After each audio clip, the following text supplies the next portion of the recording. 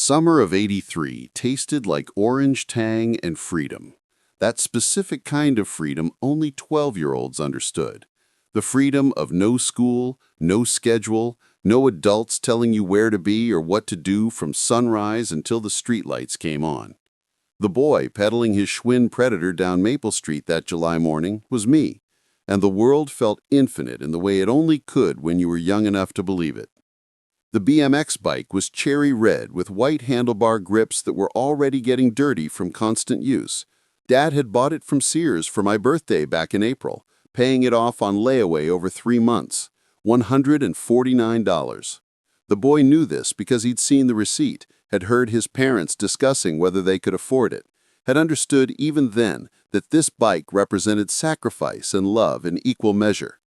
But on that Tuesday morning in July, rolling down the sidewalk past houses the boy had known his entire life, none of that mattered. What mattered was the speed, the wind in his face, the clicking sound the baseball card made against the spokes, a Reggie Jackson card clothespin to create that motorcycle engine sound every kid in the neighborhood tried to perfect. Ohio's summer meant humidity that hit like a wall the moment you stepped outside. It meant cutting through neighbors' sprinklers without asking permission because everyone understood that's what sprinklers were for. It meant the constant buzz of cicadas, the smell of someone grilling somewhere, always someone grilling, and the knowledge that you had 3 more months before 4th grade started and ruined everything. The neighborhood was alive in the way suburban neighborhoods were alive in 1983. Kids everywhere, on bikes, on skateboards, playing in yards, building forts in the small patches of woods that developers had left between housing developments. No parents hovering, no scheduled activities, just kids being kids, making up games, getting into minor trouble, living entire adventures between breakfast and dinner. Tommy's house was the designated meeting spot. Tommy lived 3 streets over in a house identical to the boys' own house. Same split-level design, same layout, different color shutters.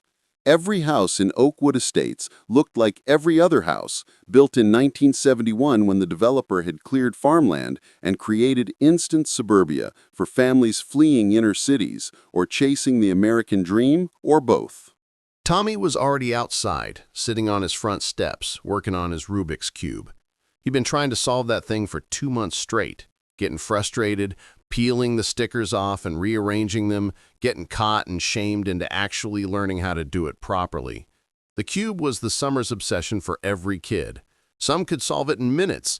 Most couldn't solve it at all, but pretended they were close. The 2 boys didn't need to discuss plans. Plans weren't something you made in advance in 1983. You just went outside and saw what happened. Sometimes you ended up at the creek, catching tadpoles in old mayo jars. Sometimes at the construction site where they were building new houses, playing in the foundations and hiding from the workers. Sometimes at the 7-Eleven, pooling quarters for Slurpees and candy. Today felt like an arcade day. The Aladdin's Castle at the mall, with its dark interior and flashing lights and the constant electronic symphony of video games. That's where kids with quarters congregated, feeding machines, watching the good players, learning patterns, competing for high scores that earned you immortality in the form of 3 initials on a screen. They needed more kids for an arcade trip. More kids meant more quarters, meant someone could play while others watched, meant the afternoon stretched longer because there was always someone with 1 more quarter to spend. So they rode to Marcus's house, then to Billy's, collecting a crew the way kids did. Casually, without formal invitations, just showing up and seeing who was available.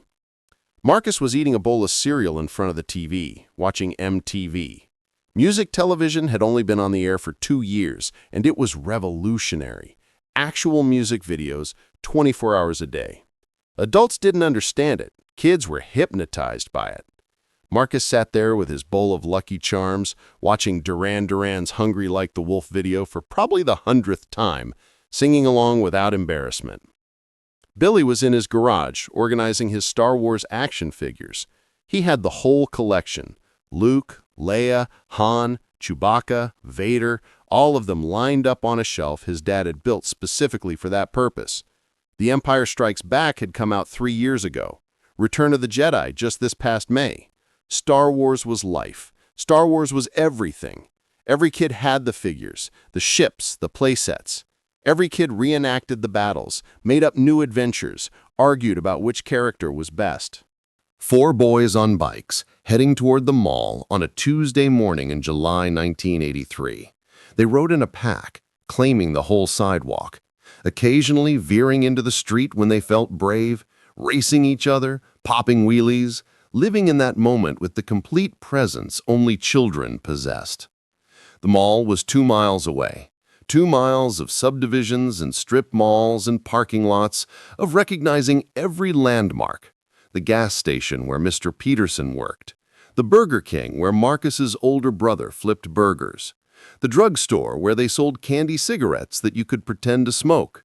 The world was small and large at the same time. Small enough to know every corner, large enough to still hold mysteries. Kmart anchored the mall's east end, JCPenney the west. Between them stretched 30 stores selling everything from shoes to records to pretzels. The arcade sat near the food court, its entrance dark and inviting, the sound of electronic warfare spilling out into the bright mall corridor. The four boys locked their bikes at the rack outside. Nobody stole bikes in 1983, not in Ohio suburbs, though everyone locked them anyway because their parents made them. Quarters were the currency of childhood that summer. A quarter bought 15 minutes on a video game if you were decent. A quarter bought a can of Coke from the machine. A quarter was the difference between playing and watching. The boy had 4 quarters in his pocket, earned by mowing Mrs. Henderson's lawn the previous Saturday. 4 quarters felt like wealth. The arcade was packed despite being a weekday. Kids on summer vacation, teenagers who should have been working, even some adults who'd discovered that Pac-Man and Donkey Kong weren't just for children. The place was loud with electronic bloops and bleeps, and the occasional whoop of victory when someone hit a high score. Pac-Man stood near the entrance, still popular 2 years after it had taken over the world. The boy wasn't good at Pac-Man.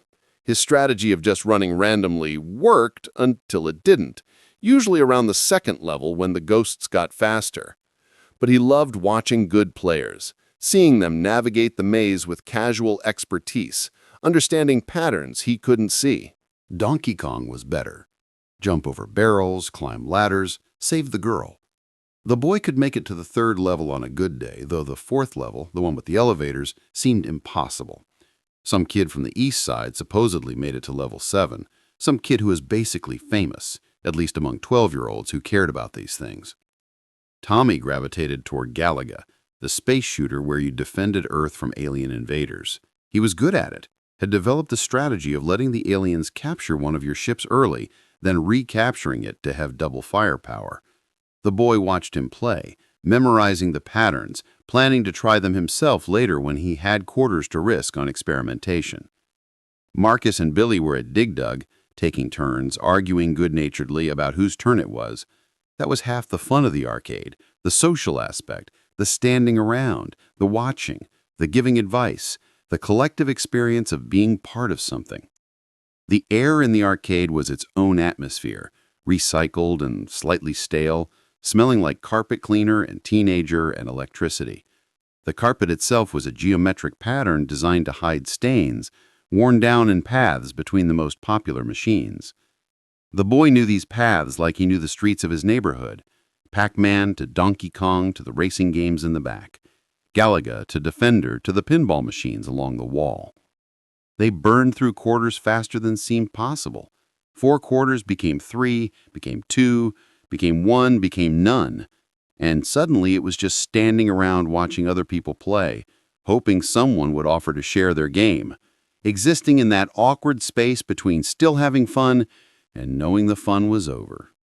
The mall itself offered free entertainment. The toy store where you could look at G.I. Joe figures you couldn't afford, the record store where you could listen to albums on the preview headphones, the bookstore where they sold choose-your-own-adventure books and Mad Magazine and comic books that the boy read standing in the aisle, memorizing as much as possible before a clerk told him to buy or leave. The food court was the final stop. A pretzel from Auntie Anne's split 4 ways, each boy getting a quarter of the soft dough, the salt crystals following onto shirts that would be stained by the end of summer anyway. sitting at the orange plastic tables, watching people, making up stories about them, existing in that space of imagination and observation that defined childhood. An older kid walked by wearing a members-only jacket. Despite the heat, members-only jackets were status symbols, expensive and exclusive, and signaling that you were cool, or at least trying to be. The boy wanted one, but knew better than to ask. Wanting things you couldn't have was a fundamental part of being 12 in a family where money was always tight enough to notice. The ride home was slower, leisurely, the urgency of getting to the arcade replaced by the aimless drifting of kids with nothing else to do. They stopped at the 7-Eleven, pooled change for a Slurpee that they shared, a tooth-aching sweetness of cherry and Coke mixed together, brain freeze that made them press their tongues to the roofs of their mouths. The clerk behind the counter was the same clerk who was always there, a guy in his 20s with feathered hair and a mustache, reading a car magazine, not caring what kids did as long as they paid. He'd sold them candy cigarettes before, had watched them pretend to smoke in the parking lot, had never told their parents or made them feel stupid. That's what adults were like back then, mostly indifferent to kid behavior unless someone was actively bleeding or breaking something expensive. The afternoon stretched out in that endless way summer afternoons had. Nothing to do and all day to do it. They rode to the school, even though school was the enemy because the playground equipment was there and you could ride bikes on the basketball courts and play on the swings and pretend the place didn't represent 9 months of boredom and homework and teachers who didn't understand anything. The school looked different in summer, empty and quiet, almost sad, like it missed its purpose. The 4 boys took turns seeing who could swing the highest, who could jump the farthest from the swings, who could hang upside down from the monkey bars the longest. Kid competitions that meant everything and nothing, where winning earned you bragging rights that lasted until the next competition. The food court was the final stop. A pretzel from Auntie Anne's split 4 ways, each boy getting a quarter of the soft dough, the salt crystals following onto shirts that would be stained by the end of summer anyway. Sitting at the orange plastic tables, watching people, making up stories about them, existing in that space of imagination and observation that defined childhood. An older kid walked by wearing a members-only jacket. Despite the heat, members-only jackets were status symbols, expensive and exclusive, and signaling that you were cool, or at least trying to be. The boy wanted one, but knew better than to ask. Wanting things you couldn't have was a fundamental part of being 12 in a family where money was always tight enough to notice. The ride home was slower, leisurely, the urgency of getting to the arcade replaced by the aimless drifting of kids with nothing else to do. They stopped at the 7-Eleven, pooled change for a Slurpee that they shared, a tooth-aching sweetness of cherry and Coke mixed together, brain freeze that made them press their tongues to the roofs of their mouths. The clerk behind the counter was the same clerk who was always there, a guy in his 20s with feathered hair and a mustache, reading a car magazine, not caring what kids did as long as they paid. He'd sold them candy cigarettes before, had watched them pretend to smoke in the parking lot, had never told their parents or made them feel stupid. That's what adults were like back then, mostly indifferent to kid behavior unless someone was actively bleeding or breaking something expensive.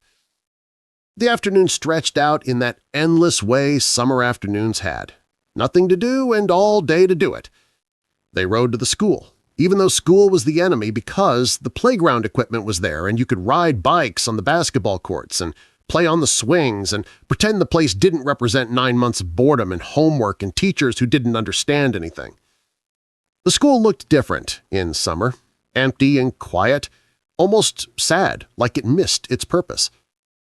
The 4 boys took turns seeing who could swing the highest, who could jump the farthest from the swings, who could hang upside down from the monkey bars the longest.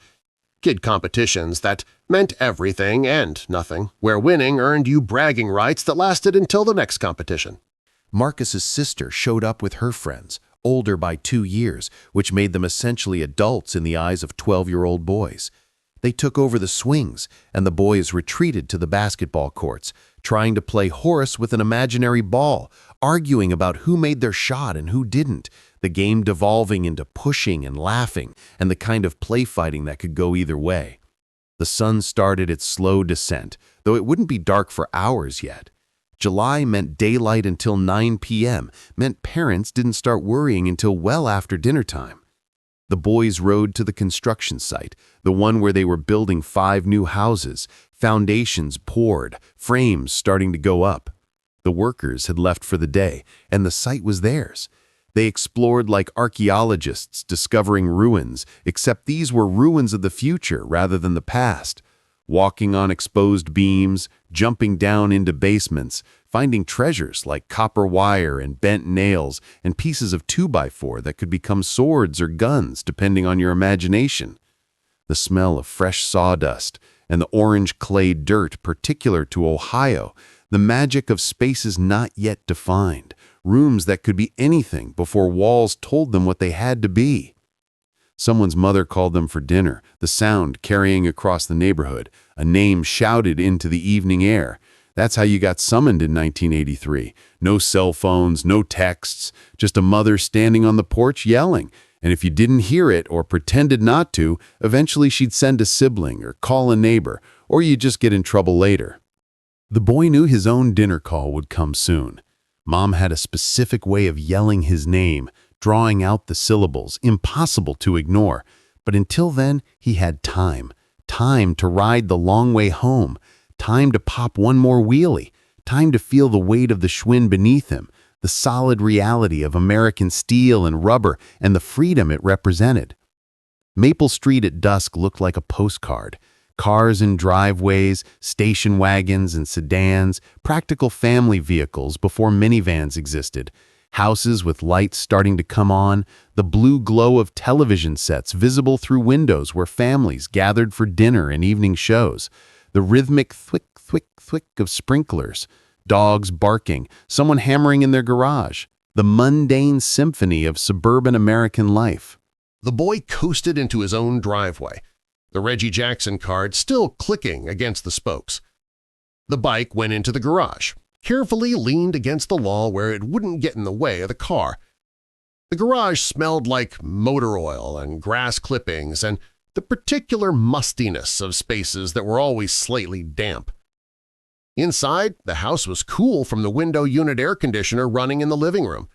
Mom was in the kitchen, something cooking that smelled like hamburger and onions, probably goulash or hamburger helper or one of the meals that stretched protein with pasta and fed a family cheaply. The TV was on in the living room, evening news that nobody really watched but kept on for background noise. Dinner was at 6, always 6. The family sat at the table, Mom, Dad, the boy, his younger sister who was 9 and annoying. They ate on plates from the grocery store giveaway, drank from plastic cups advertising Star Wars, used napkins from the holder shaped like a rooster. The table itself was from mica, the chairs vinyl with metal legs, all of it practical and inexpensive and exactly like every other working-class family's dining set. Dad asked about the boy's day. The boy gave the abbreviated version. Rode bikes, went to the arcade, hung out. Dad nodded, satisfied, not needing details. Mom asked if he'd drunk enough water. The boy lied and said yes. Sister complained about being left out, about never getting to go anywhere, about life being unfair. Standard dinner conversation in 1983, the baseline rhythm of family life. After dinner, after helping clear the table but before the dishes were done, the boy escaped outside. The evening ritual of neighborhood kids emerging for the final hours before bedtime. The streetlights were on, that orange sodium vapor glow that meant you had maybe an hour left. Games of tag or hide-and-seek or just riding bikes in circles, burning off energy, living in those last moments of freedom. Tommy was out. Marcus was out. Billy was out. They congregated under the streetlight at the end of Maple Street, that unofficial gathering spot where neighborhood hierarchies were established and rumors were shared and plans were made. Someone had a football. Someone else suggested night games in the park. Someone's older brother had supposedly gotten his hands on an Atari 5200, the new system that was supposedly be better than the 2600 everyone had.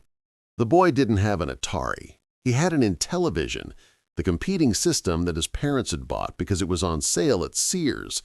It worked fine, had good games, but it wasn't an Atari. That slight social disadvantage of having the off-brand version of whatever was cool, being just outside the mainstream, close enough to participate, but not quite the same.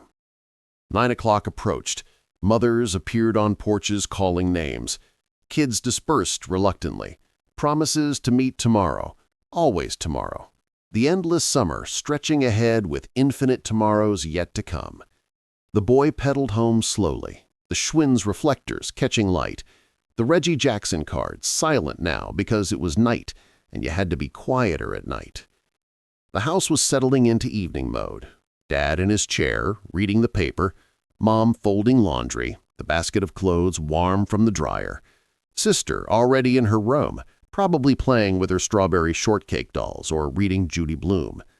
The boy took a shower, washing off the day's accumulation of sweat and dirt and adventure, watching it all spiral down the drain. Bedtime was 9:30 on summer nights, a luxury compared to the 8:30 of school nights. The boy lay in his bed, a twin with Star Wars sheets he was starting to age out of but couldn't bring himself to replace. The window was open, the box fan pulling in night air that was finally starting to cool. The sounds of summer drifted in. Crickets, the occasional car, a dog barking 3 streets over, the murmur of someone's TV. Sleep came slowly, the boy's mind replaying the day, already planning tomorrow. Maybe they'd go back to the arcade. Maybe they'd explore the creek. Maybe something entirely new would present itself, the way summer days did, endless possibility contained in the space between sunrise and streetlights. July 1983, 12 years old, Ohio suburbs. A time that felt infinite while being lived, but would prove heartbreakingly finite in retrospect. August arrived with a kind of heat that made asphalt soft and turned the neighborhood pool into the center of the universe. The community pool, really just a concrete rectangle surrounded by chain-link fence, opened at noon every day and closed at 6. Between those hours, it contained the entire social hierarchy of childhood summer in one chlorinated space. The boy's family didn't have a pool membership. $25 for the summer, which didn't sound like much until you multiplied it by 4 family members and realized that was $100 for the privilege of swimming in the same water as everyone else in Oakwood Estates. But Tommy's family had a membership, and Tommy's mom was the kind of mom who signed permission slips that let friends swim as guests, so the boy went to the pool anyway. The ritual of pool preparation was always the same. Dig through drawers for swim trunks that still fit from last summer, find a towel that wasn't too threadbare, locate the bottle of Coppertone that lived under the bathroom sink, the lotion thick and white and smelling like every summer ever. Mom would hand over 50 cents for the snack bar, warning not to spend it all at once, knowing full well it would be gone within an hour. The walk to the pool was 12 blocks, too far to carry a bike, and too hot to ride one anyway. The boy and Tommy walked down sidewalks that radiated heat, past yards where sprinklers ran, and dogs lay panting in whatever shade they could find. The air felt thick enough to swim through, even before reaching actual water. The pool complex sat at the edge of the neighborhood, taking up space that had probably been intended for more houses, but got designated for recreation instead. The parking lot was packed with station wagons and sedans, windows cracked open to prevent heat death despite the questionable security of that choice. The chain-link fence surrounded the entire facility, creating a barrier between the regular world and the aquatic paradise within. Inside the gate, the pool area exploded with noise and color and chlorine smell. Kids screaming, teenagers posturing, mothers reading magazines on loungers, lifeguards in their red suits sitting in high chairs, whistles ready to blow at the first sign of running or roughhousing or fun that crossed the line into danger. The concrete was hot enough to make you hop from foot to foot, rushing toward the grass areas or the pool itself. The pool had distinct territories. The shallow end belonged to the little kids and their floaties and their parents hovering nervously. The deep end belonged to the teenagers showing off, diving, trying to impress each other with underwater breath-holding contests. The middle area was disputed territory, where kids like the boy existed, old enough to swim competently, but not old enough to be cool. Marco Polo games stretched across the middle section, one person closing their eyes, calling out, "Marco!" everyone else responding, "Polo!" The delicious tension of trying not to get caught while also not wanting the game to end. The boy was good at Marco Polo, had developed the strategy of swimming underwater to throw off the seeker, could hold his breath for almost a full minute if he really tried. The diving board was the centerpiece of social drama.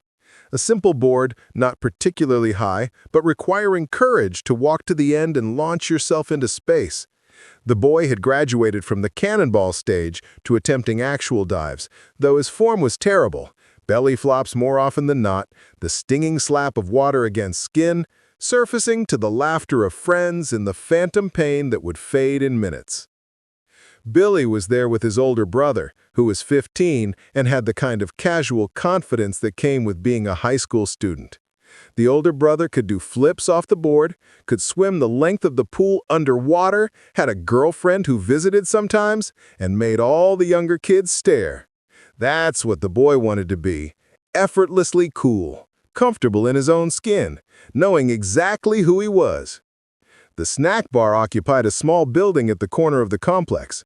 It sold everything essential to pool survival: candy bars, popsicles, cans of Coke and Sprite, hot dogs that sat on rollers too long, nachos with cheese from a pump. The boy bought a Charleston Chew, the chocolate nougat softening in the heat, stretching when you pulled it. Hours passed in the pool without feeling like hours. Time worked differently in summer, especially in water. The constant motion between swimming and lying in the sun, between cannonballs and underwater tea parties, between playing games and just floating, staring at the sky, existing in pure physical presence. The boy's fingers pruned, his eyes turned red from chlorine, his skin tightened with the beginnings of sunburn despite the copper tone.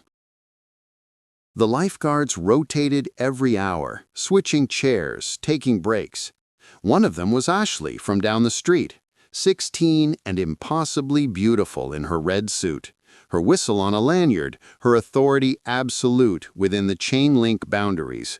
She'd blown her whistle at the boy twice that summer, once for running, once for dunking someone. Both times he'd felt the shame and thrill of being noticed. Tommy's mom arrived at 5:30 to pick them up. She drove a wood-paneled station wagon with the back seat that faced backward, the coveted seat that kids fought over. The boy claimed it, watching the world recede as they drove back through the neighborhood, the sensation of moving backward through space while time moved forward. Home meant another shower to rinse off chlorine, the particular exhaustion of a day spent swimming, that deep physical tired that felt earned. Dinner was leftovers, fried chicken from the night before, green beans from a can, instant mashed potatoes that came from flakes. The TV stayed on during dinner, showing reruns of shows the family had already seen but watched anyway, because there were only 6 channels, and this was better than most of what was on. The boy's sister monopolized bathroom time after dinner, taking forever to shower and brush her teeth and do whatever 9-year-old girls did that took so long. By the time the boy got back in, the mirror was fogged and the floor was wet, and the towel he'd used that morning was somehow back on the floor instead of the rack. Small irritations of shared space. The constant negotiation of family life in a house with one bathroom. Evening meant the neighborhood came alive again. Kids emerging from houses like they'd been held captive, desperate for one more hour of freedom before bedtime. The streetlights hadn't come on yet, but they would soon. That unofficial curfew that everyone understood. Someone had gotten a new game for their Atari, E.T. the Extraterrestrial. Everyone gathered in Marcus's basement to watch, taking turns trying to figure out what you were supposed to do. The game was terrible, confusing, nothing like the movie. E.T. kept falling in pits. Nobody could figure out the objective. After 20 minutes, they gave up and played Pitfall instead, the game they all knew, the game that made sense. Marcus's basement was the ideal hangout. Paneled walls, shag carpeting, a couch that smelled like basement, and the Atari 2600 hooked up to a TV that only picked up fuzzy stations but worked fine for games. The basement was cooler than upstairs, perpetually dim, the kind of space that felt removed from the regular world. Down here, you could exist outside normal rules, parents far enough away to pretend they didn't exist. They played until Marcus's mom called down that it was getting late, the specific tone of a mother who wasn't quite telling you to leave, but was strongly suggesting it. The boys dispersed into the dusk, that blue hour between daylight and dark, the neighborhood taking on a different character. The boy pedaled home slowly on the Schwinn. No baseball card in the spokes tonight. He'd lost the Reggie Jackson card somewhere. Probably at the pool. Definitely gone. The clicking silence felt wrong, like missing a heartbeat. He'd need to find another card, raid his collection for something expendable enough to sacrifice to the spokes. August meant the slow realization that summer was finite. School started after Labor Day, which seemed far away but wasn't really. The back-to-school commercials had started appearing on TV. Kmart was advertising sales on Trapper Keepers and pencils and all the supplies that represented the end of freedom. Parents started asking about school registration, about whether you needed new shoes, about getting back into a routine. But that was future worry. Tonight was still summer. Tonight was still infinite. The boy lay in bed with the window open, the box fan creating white noise that drowned out everything except occasional car or barking dog. He'd gotten sunburned despite the copper tone, his shoulders tender to touch. That specific sting of too much sun. Tomorrow he'd peel, the dead skin coming off in satisfying sheets. The ritual of summer damage and repair. Sleep came easier after pool days. Something about the physical exhaustion, the sun and chlorine combination, the way your body felt heavy and clean and ready for rest. The boy's last conscious thought was about tomorrow, about what adventure might present itself, about the endless possibility of August days yet to come. The next morning arrived hot from the start. By 9 a.m., the thermometer on the porch read 85 degrees. By noon, it would be in the 90s. The kind of heat that made even playing outside feel like work, that sent everyone seeking air conditioning or shade or any relief from the oppressive weight of Ohio summer. The boy's mom had a list of chores. Mow the lawn, take out the trash, clean your room, fold the laundry sitting in the basket. Summer chores that interrupted the flow of freedom, the price of not having homework or responsibilities. The boy negotiated. Mow the lawn now, everything else later. Mom agreed, with that look that meant she knew everything else would be forgotten unless she reminded him. The lawnmower was an old Toro, a push mower that required muscle and determination. No self-propelled luxury, no riding mower ease. Just you and the machine and the half-acre of grass that needed cutting. The boy pushed through the heat, the mower leaving stripes of cut grass, the smell of gasoline and green mixing together, creating the signature scent of suburban summer maintenance. Mowing took an hour. By the end, the boy's shirt was soaked with sweat, his hands blistered from gripping the handle, his legs itching from grass clippings stuck to his skin. But the yard looked good, neat lines from sidewalk to fence, the satisfaction of visible accomplishment. Dad would approve, might even say something, might even hand over a few dollars for a job well done. The 7-Eleven parking lot served as an unofficial meeting point. Kids congregated there, sitting on the curb, drinking Slurpees, making plans or avoiding plans, or just existing in that liminal space of unstructured time.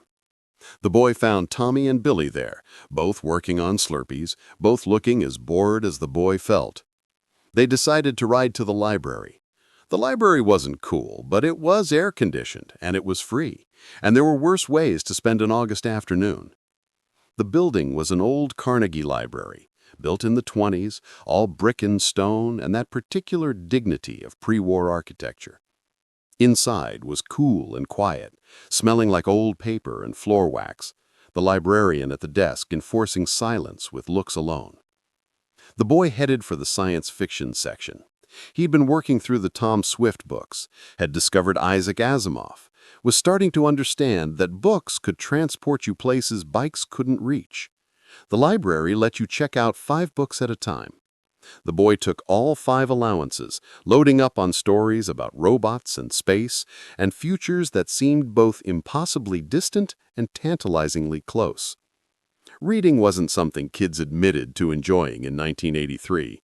Reading was what teachers made you do, what book reports required, what parents suggested when they wanted you to stop watching TV. But the boy liked reading, found it easier to be someone else for a while, to live in worlds where 12-year-olds had adventures that mattered, where the future was bright and full of possibility. The library also had magazines. Mad Magazine, National Geographic, Boy's Life if you were into scouting stuff. The boy flipped through Mad, memorizing the jokes, studying the illustrations, the particular satire that walked the line between kid-appropriate and subversive. Alfred E. Newman grinned from every cover, asking what him worry, embodying the carefree attitude every kid aspired to, but none actually possessed. 2 hours in the library passed like minutes. Finally, the librarian gave them the look that meant closing time was approaching, that they needed to check out or get out. The boy checked out his 5 books, the cards stamped with the return date 3 weeks away, a deadline that seemed comfortably distant. The ride home was cooler, the sun starting its descent, the heat breaking just enough to make movement bearable. The boy balanced his library books in the bike basket, pedaling carefully, the Schwinn loaded with the weight of 5 paperbacks and the day's accumulated experience. Dinner was spaghetti and meatballs, garlic bread, salad from a bag. The family ate together, a requirement that wasn't negotiable, the one time each day they all occupied the same space at the same time. Dad talked about work, about the project he was on, about coworkers with names the boy never quite remembered. Mom talked about bills, about the car needing something, about school starting in 3 weeks. 3 weeks. 21 days. The number that had seemed infinite in June now felt suddenly finite. Summer leaking away like air from a tire, slow but inevitable, the pressure dropping day by day until suddenly you were flat. But tonight wasn't about endings. Tonight was about the new books waiting to be read, about the possibility of tomorrow, about the remaining days of freedom yet to be lived. The boy finished dinner, helped clear the table, then escaped to his room with the first Asimov book. He read until his eyes burned, until his mom called lights out, until the words started swimming on the page. Then he put the book on his nightstand, turned off the lamp, and lay in the dark, listening to the fan, thinking about robots and space and futures that seemed both possible and impossibly far away. The last week of August hit different. There was a feeling in the air, something the boy couldn't name but could definitely feel, that bittersweet awareness that summer was ending, whether he was ready or not. The Sears catalog arrived in the mail, its back-to-school section mocking him with pictures of kids smiling about notebooks and lunchboxes, as if anyone was actually happy about returning to institutional education. Mom had taken him school shopping at the mall that week. Not the fun mall with the arcade, but the bigger one in the next town over, Richland Mall, with its J.C. Penney and Sears and Lazarus anchoring each end. They'd navigated the crowds of other families doing the same desperate last-minute supply gathering, everyone moving with the resigned efficiency of people fulfilling obligations rather than desires. The school supply list was specific. 3 Mead 5-subject notebooks with the spiral binding, a Trapper Keeper. The boy had chosen the one with the fighter jet design, though he'd wanted the one with the sports car. Pencils, a specific kind, number 2 Ticonderoga, pink pearl erasers, Elmer's glue, a protractor and compass set for math that came in a clear plastic case, Crayola markers, the thick kind that smelled like childhood, a box of tissues for the classroom, because teachers didn't get supplied properly. Everything on the list adding up to $47 that Dad complained about but paid anyway. They'd stopped at Orange Julius in the food court afterward, Mom buying them both the orange frothy drink that tasted like melted creamsicles, sitting at the small round tables and watching the back-to-school chaos swirl around them. That was her way of making the experience less terrible. The small bribe of sugar and 30 minutes of not being home, not being responsible, just existing together in public space. The new clothes came from JCPenney. 3 pairs of Toughskins jeans, the indestructible denim that Sears sold with the promise they'd survive anything a boy could do to them. 4 t-shirts in various colors, all plain, all practical. A new pair of Nike Cortez sneakers. Not the ones he wanted, not the fancy high tops, but the basic ones that were on sale for $19.99. White tube socks with colored stripes at the top, the universal uniform of American boyhood. A belt. New underwear because apparently the old ones had more holes than fabric. The boy had wanted Levi's instead of Toughskins, had wanted the red swoosh Nikes instead of the basic Cortez, had wanted Izod shirts with the alligator instead of plain Fruit of the Loom. But wanting and getting were different things, and he understood the family budget even if he didn't appreciate it. Dad worked at the GM plant in Mansfield, a 40-minute drive each way, decent union wages but still paycheck to paycheck.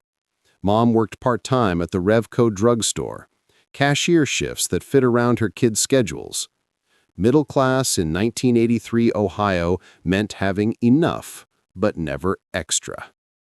The Friday before Labor Day weekend meant the county fair. The Richland County Fair was the event of late summer. The last hurrah before school started, the place where town and country mixed together under the lights of the Midway. The boy went with Tommy and Marcus, dropped off by Tommy's dad, who'd given them $20 total, and instructions to stay together and be ready for pickup at 10 o'clock. The fairgrounds sat at the edge of town, that transitional space between suburb and farmland where Ohio showed its agricultural roots. The parking lot was packed dirt turned to dust, hundreds of cars and trucks creating a haze in the evening air. The entrance was marked by flashing lights and the smell of fried everything: elephant ears, corn dogs, funnel cakes, that specific fair food aroma of grease and sugar and excess. Inside, the fair exploded with sensory overload. The Midway with its rides, the scrambler, the tilt-a-whirl, the Ferris wheel reaching into the darkening sky. Game booths promising prizes that weren't worth what you'd pay trying to win them. Pop the balloon with a dart, throw a ring around a bottle, shoot water at a target to make your horse race. The 4-H barn where kids showed livestock they'd raised, cows and pigs and sheep groomed to perfection. The exhibition halls with local art and baked goods, and that weird competitive vegetable section where people argued about whose zucchini was superior. The boys made a circuit first, walking the entire fair to assess options, planning their $20 budget like generals strategizing battle. Ride tickets were 50 cents each. Most rides required 3 tickets. Food ranged from $1 for a drink to $5 for a full meal. Games were a minimum of $2 per play, more if you wanted better odds or bigger prizes. They settled on the Gravitron first, that spinning ride that pinned you to the wall through centrifugal force, the floor dropping away, everyone stuck in place like insects on flypaper. The boy loved and hated the gravitron in equal measure. The thrill of being pressed flat, the slight terror that maybe this time the physics would fail and he'd fall. The relief when the ride slowed and gravity returned to normal. Marcus got off looking green. He bought a Pepsi from a vendor, the can beaded with condensation, and they sat on a bench near the poultry barn while he recovered. The chickens clucked behind them, oblivious to teenage drama, existing in their own reality of feed and eggs and simple chicken concerns. The sun set properly around 8, the fair transforming in the dark. The lights became brighter, more vivid, the midway taking on that carnival magic that only worked at night. The Ferris wheel was outlined in white bulbs, visible from anywhere in the fairgrounds, slowly rotating like a beacon. The boy, Tommy, and Marcus rode it together, claiming a car together, the safety bar lowering with that mechanical click of trust and terror. From the top, you could see everything. The entire fairground spread below, a constellation of lights and movement. Beyond that, the town, streetlights marking roads, the bright spots of gas stations and fast food places, the dark patches of residential neighborhoods where people were settling in for the evening. And beyond that, the pure darkness of farmland, Ohio stretching out flat and endless under a sky starting to show stars. The ride stopped with their car swaying at the very top. The operator did this deliberately, giving each car a moment of suspended stillness, a pause in the constant motion. The boy sat between his friends, the fairground sounds muted by height and distance, and felt something he couldn't name. Nostalgia for a moment while still in it. The awareness that this was the last weekend before school, before everything changed again, before summer officially ended and life returned to structure and schedule. They spent their remaining money on food and one game. Tommy won a small stuffed bear at the ring toss, probably pure luck. Marcus tried the high striker, the hammer game that tested strength. Didn't even get the puck halfway up. The boy bought an elephant ear, fried dough covered in cinnamon sugar, bigger than his head. Impossible to eat without getting sugar everywhere. They shared it, passing it between them, sweet and warm and probably the best thing they'd eaten all summer. 10 o'clock came too fast. Tommy's dad picked them up, the car smelling like cigarette smoke and the pine tree air freshener dangling from the mirror. The drive home was quiet, the boys exhausted and sugar-crashed, the fair receding in the rear window, the lights getting smaller until they disappeared entirely. Labor Day Monday was the official end, the last day before school started, the final gasp of freedom. The boy woke up knowing this, feeling the weight of it. The September 6th date circled in red on the kitchen calendar, tomorrow arriving whether anyone wanted it or not. The neighborhood had a block party every Labor Day.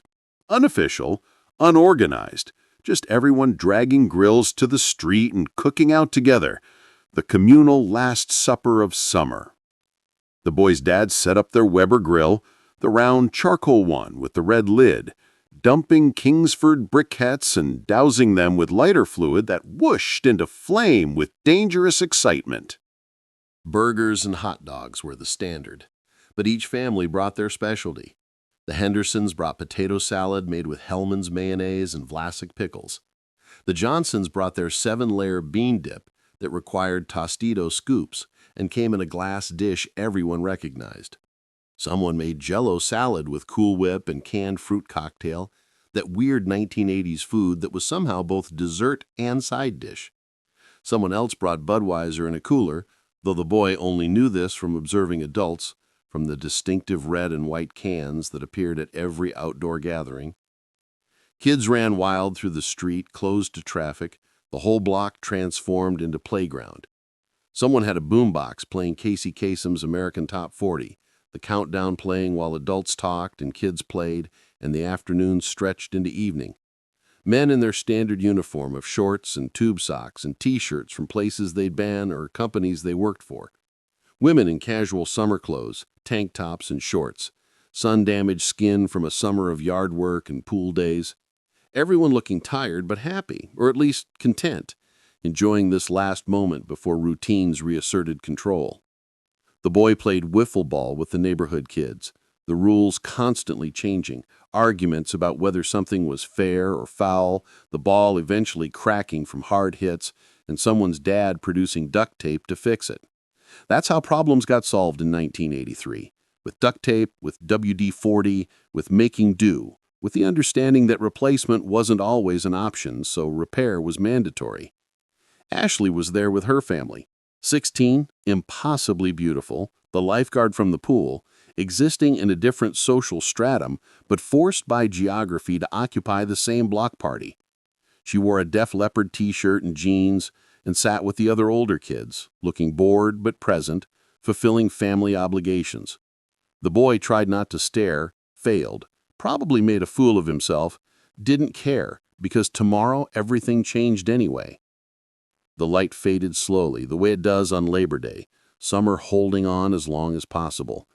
The streetlights came on, adults started to clean up, men hosing down grills, women gathering dishes, the slow dissolution of the temporary community back into separate houses and separate lives. The boy helped his dad wheel the Weber back to the garage, the ritual of covering it and storing it, knowing it wouldn't come out again until next summer. That night, the boy couldn't sleep. Tomorrow was Tuesday. Tomorrow meant school. Tomorrow meant 4th grade, Mrs. Patterson's class, the return to structure and homework and bells and schedules. The new school supply sat organized on his desk, the Trapper Keeper, the notebooks, the pencils sharpened to points. The new clothes hung in his closet. The new Cortez sneakers sat by his door, bright white, not yet scuffed by playground activity. He lay in bed listening to the familiar sounds, the box fan, the distant traffic, a dog barking, his sister's radio playing quietly in her room, some top 40 station she'd found, probably listening to the same Casey Kasem countdown from earlier. The house settling around him, everyone preparing in their own way for the return to normal life. The boy thought about summer, about everything that had happened between June and September, the arcade days and pool days and library afternoons, the bike rides and the block parties and the fair, the friends and the adventures and the long, aimless hours of unstructured freedom. It had been a good summer, maybe even a great summer, the kind you'd remember years later, decades later, when summers blurred together into one long season of childhood. But it was over. Tomorrow the alarm would ring early. Tomorrow the bus would arrive on schedule. Tomorrow meant cafeteria lunch and recess rules and raising your hand to speak. Tomorrow meant responsibility and routine and the end of sleeping in. The boy closed his eyes and tried to memorize this feeling, this last moment of summer. The comfort of his bed, the coolness of his pillow, the knowledge that for these final hours he was still free. Sleep came eventually, pulling him under, carrying him toward tomorrow whether he was ready or not. September 6th, 1983, the first day of school. The boy wore his new jeans and new shirt and new sneakers, carried his Trapper Keeper loaded with empty notebooks waiting to be filled. He ate breakfast, probably Cheerios or Rice Krispies from boxes that promised prizes inside. He brushed his teeth with Crest. He grabbed his lunch money, $1.25, and headed to the bus stop. The yellow bus arrived exactly on time, the door opening with that hydraulic hiss, the driver the same one from last year, Mrs. Morrison with her gray perm and her strict rules about behavior. The boy climbed aboard, found a seat, looked out the window at his neighborhood passing by. Maple Street looking exactly the same as it had all summer, except now it was a Tuesday morning, and everyone was going to work or school or wherever people went when summer ended. The school building looked the same, smelled the same, That particular combination of floor wax and pencil shavings and cafeteria food sounded the same. Lockers slamming, kids yelling, teachers directing. Same hallways, same classrooms, same everything. Like summer had been a dream, and this was reality reasserting itself. But something was different. The boy was different. He'd lived an entire summer, had adventures, made memories, became slightly more himself with each day of freedom. Summer had shaped him the way it shaped every kid, adding layers of experience and confidence and selfhood. 4th grade would be fine. School would be bearable. He'd survive until next June, until summer returned and life opened up again into possibility and adventure. The boy took his assigned seat in Mrs. Patterson's class, opened his new notebook, wrote his name and the date at the top of the first page. September 6, 1983, the first day of the rest of the school year. Outside the window, the Ohio sky was blue and clear. The flag on the pole moved slightly in the breeze. Summer was over. But there would be other summers, other adventures, other moments of freedom and joy, and the particular magic of being young in America in 1983. The boy knew this somehow, believed it, held on to it through every boring class and homework assignment and scheduled minute. Summer would come again.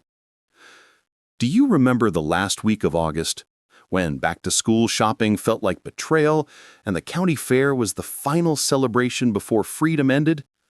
Did you wear Toughskins jeans and Nike Cortez sneakers? Did your neighborhood have block parties where everyone grilled together and kids owned the street until the streetlights came on?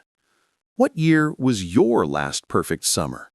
Tell us in the comments. We want to hear your story.